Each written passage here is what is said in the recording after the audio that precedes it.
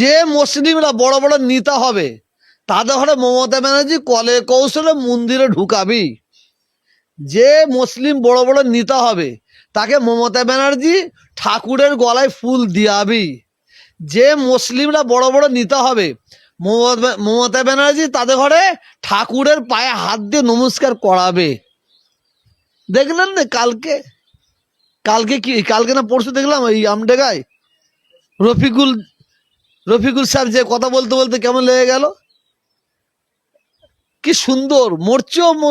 মারছে মুসলমান, মরছে মুসলমান, মারছো মুসলমান, মরছো মুসলমান।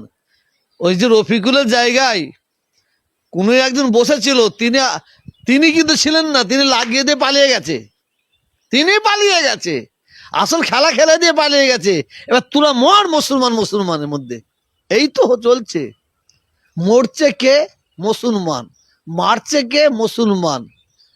ব্রিগেড ময়দান ভরাবে কে? মুসলমান। শহীদ মিনার ময়দান ভরাবে কে? মুসলমান। রানীর আসমনি ভরাবে কে? মুসলমান। বাসের মাথায় ঝুলে ঝুলে যাবে কে? মুসলমান। হাতে লাঠি নেবে কে? মুসলমান। মারবে কে? মুসলমান। কাকে মারবে? মুসলমানকে। ওই ঝান্ডা ঝুলাবে কে? মুসলমান। মাইক বাঁধবে কে? মুসলমান। প্যান্ডেল বাঁধবে কে? মুসলমান। দিয়াল লিখবে কে? মুসলমান। এরপরে কি পুরস্কার পাবে? উপ কি বে? বলে উপপ্রধান, এছাড়া কিছু নেই। এ তো আমাদের লেটেল বাহিনী তৈরি করছে।